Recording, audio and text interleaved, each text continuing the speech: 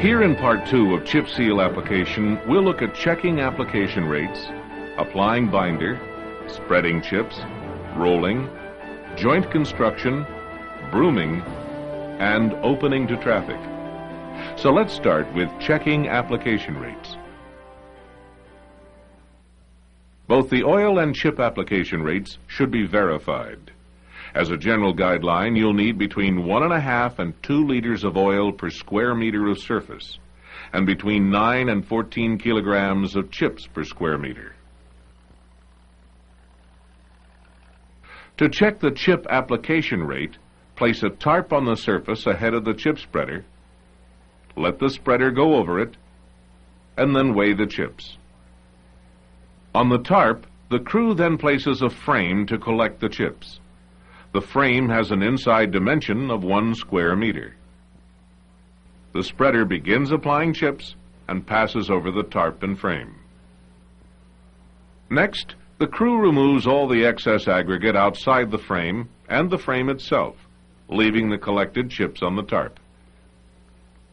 They then fold up the tarp and weigh the chips to find the application rate. In this case, the chips weigh 10 kilograms. So the application rate is 10 kilograms per square meter.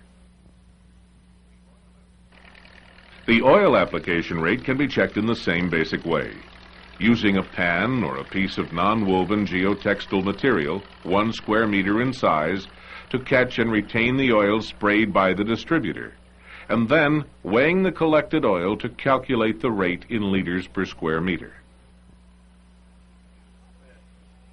In both cases, compare the results with the target application rates and make adjustments to the equipment as necessary. When the rates check out, you can begin chip sealing. The first step, of course, is the binder application. The binder shots must start and stop with neat, straight edges, so get the distributor in position. Then place building paper across the lane just before the start point and also just after the end point. The distributor then moves forward at the correct application speed, and the operator starts spraying on the building paper so that the application from the start point on is uniform. Be sure to end each shot on paper, too.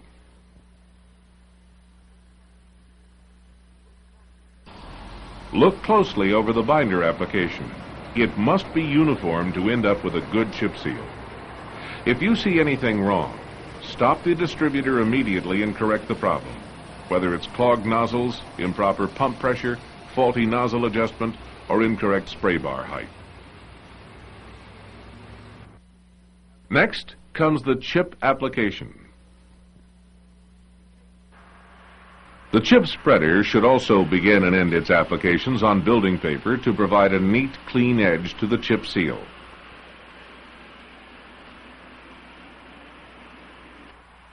For starters, there should be enough trucks to supply the chip spreader steadily to avoid halting the operation. The aggregate haul distance and the productivity rate of the chip spreader are factors in determining how many trucks are needed. To control the chip application rate, the spreader operator should refer to the unit's tachometer. Also, it's a good idea to mark off the length that each truckload should cover. Whenever further verification of the application rate is desired, use the procedure shown earlier using a tarp and frame. If an emulsion is being used, be sure the spreader follows as close as possible behind the distributor, never more than 30 meters. Here's why. When placed quickly, the chips can be embedded in the oil. Then, when the oil hardens, the chips will be held firmly in place. But if the spreader lags behind and the oil breaks, a film will form. Then, when the chips are spread, they won't embed or adhere properly. The same procedure should be followed when asphalt cements or cutbacks are used, because it's almost always best to run a tight operation. That way there's less chance of traffic driving on the oil.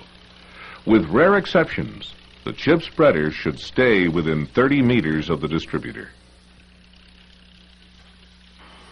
Regardless of the type of oil being used, the speed of the operation is important. If it moves too fast, the chips will roll when they hit the surface. The problem then is that the chip's exposed side is sticky, so they'll be picked up by the rollers and by traffic.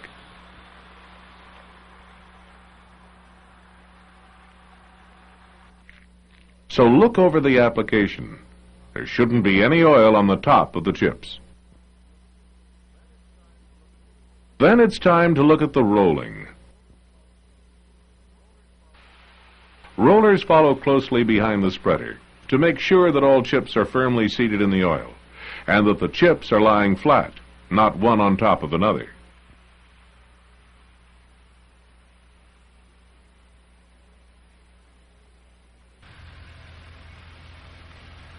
To do that, the roller operator should establish rolling patterns by offsetting the tires and by rolling the entire surface at least twice.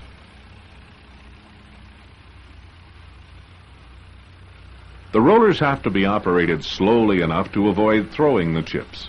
8 to 9 kilometers per hour is the recommended maximum speed. And all stops and turns should be made gradually to avoid damaging the fresh surface.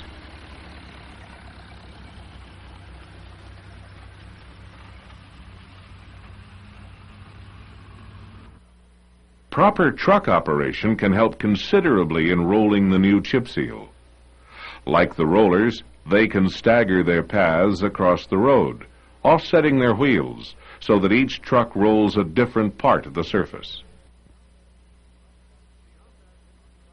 Beyond that, trucks have to be careful not to damage the chip seal. So the slower the speed, the better, and each turn and stop should be as gradual as possible.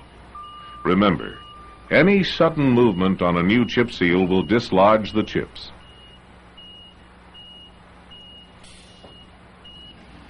In addition, all operators should avoid driving over any exposed oil. And that brings us to joint construction. There are two types: longitudinal, which run along the length of the road, and transverse, which run across the road. First, longitudinal joints. When the adjoining lane will be chip sealed, there should be a narrow strip of oil that the spreader doesn't cover. Some refer to this narrow strip as the meat line. Whatever it's called, it should be left uncovered because there's not enough oil there to hold the chips in place. This is because there's no overlap at the end of the distributor spray bar.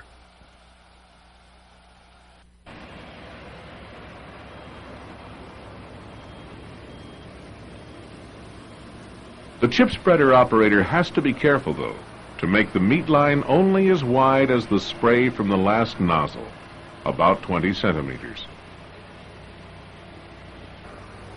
On the next pass, the distributor has to line up so the last nozzle sprays the meat line. This double spraying of the meat line gives the surface the necessary coverage and ties the two applications together. Be sure, however, that the meat line is never made in wheel paths. Meat lines can be constructed only at the center line of the road, the center line of a driving lane, or at the edge of a driving lane. And no meat line should be left open overnight because exposed oil is very slippery. This means that the ends of adjacent applications should be together when work stops for the day. As for transverse joints, every application that takes off from a previous one has to begin on building paper. The reason is simple but important. You have to avoid spraying oil on the chips already in place. If you don't start the application on building paper, you'll be placing one application over another and building a bump in the surface.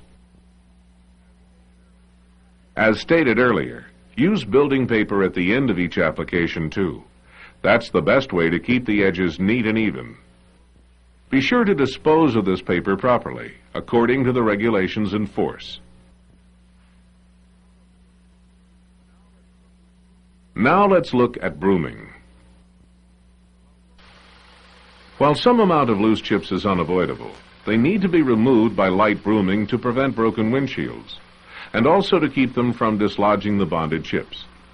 But be sure the brooming itself doesn't dislodge the aggregate.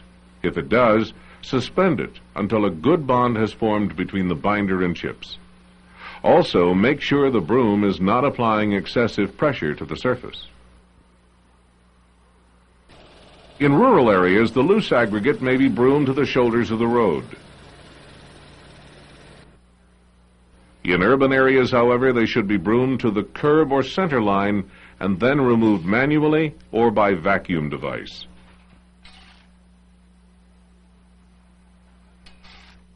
And that brings us to the final step of the operation, opening the chip seal to traffic. Opening fresh chip seals to traffic is desirable. The traffic will help to roll the surface further. Still, there are a couple of things to keep in mind. First, you want the traffic to travel slowly, no more than 40 kilometers per hour. And second, you don't want sudden accelerations or slowdowns. They would likely dislodge the aggregate. Pilot cars and flaggers are recommended to direct and control the traffic flow.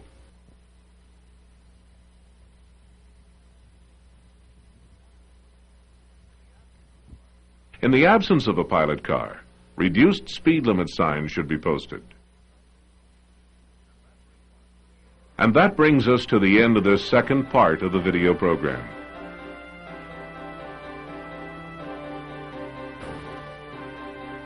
As you've seen, each and every step is crucial to the success of the application. Your thorough attention to the details will result in a good chip seal every time. In Part 3, you'll see typical problems that occur in chip seal operations.